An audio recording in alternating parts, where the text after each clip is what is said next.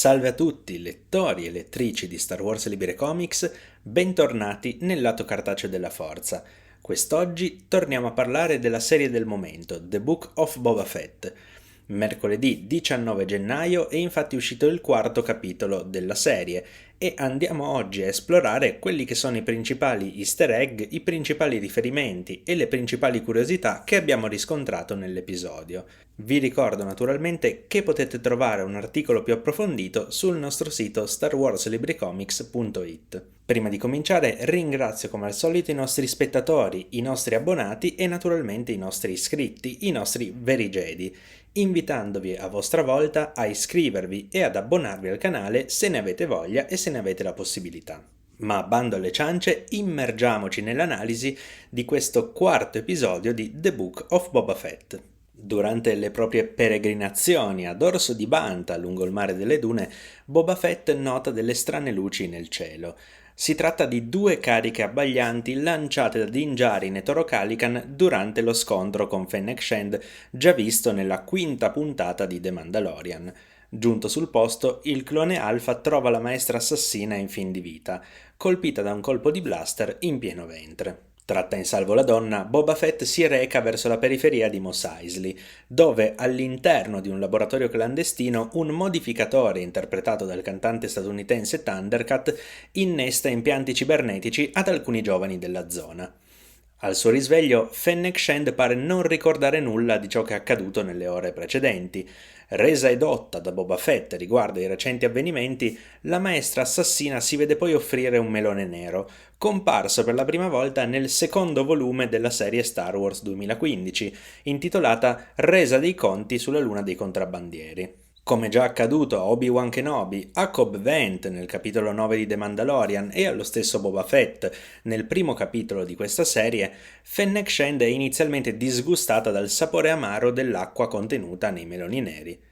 Successivamente, l'ex cacciatore di taglie afferma di essere intenzionato a riottenere la propria nave, ritrovare la propria armatura, uccidere Bib Fortuna e prendere la guida del Gotra.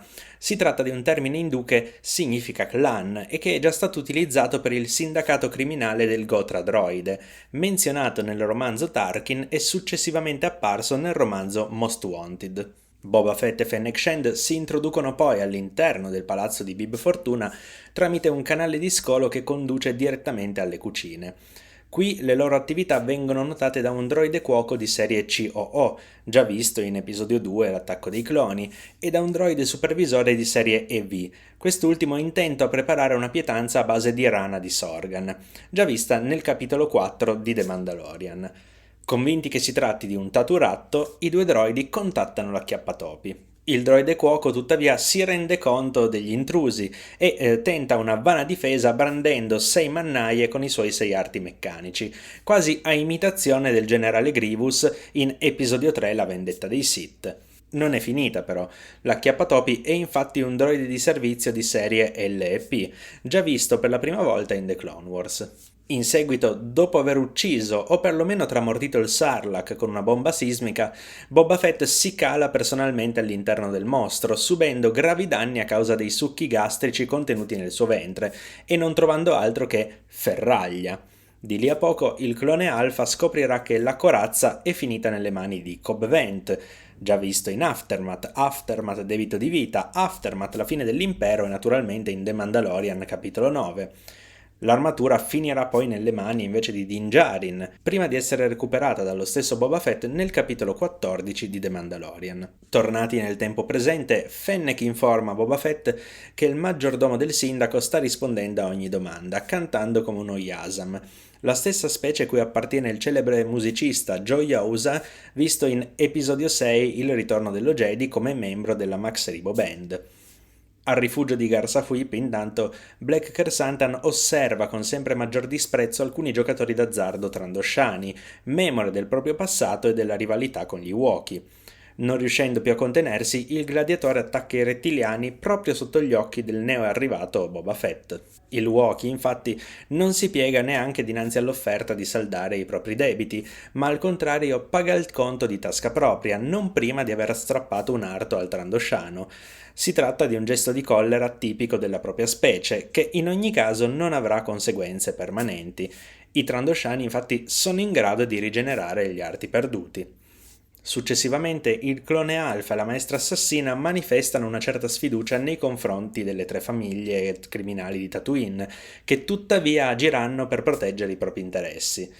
Vista l'abbondanza di crediti, è tempo di arruolare muscoli per la guerra. È in questo momento che la traccia musicale rimanda senza ombra di dubbio al tema principale di The Mandalorian. Che Boba Fett stia forse pensando ad Injarin e magari a Bo-Katan e ai suoi guerrieri mandaloriani, desiderosi di fondi per foraggiare la riconquista del loro pianeta natale? Bene, per oggi il video termina qui.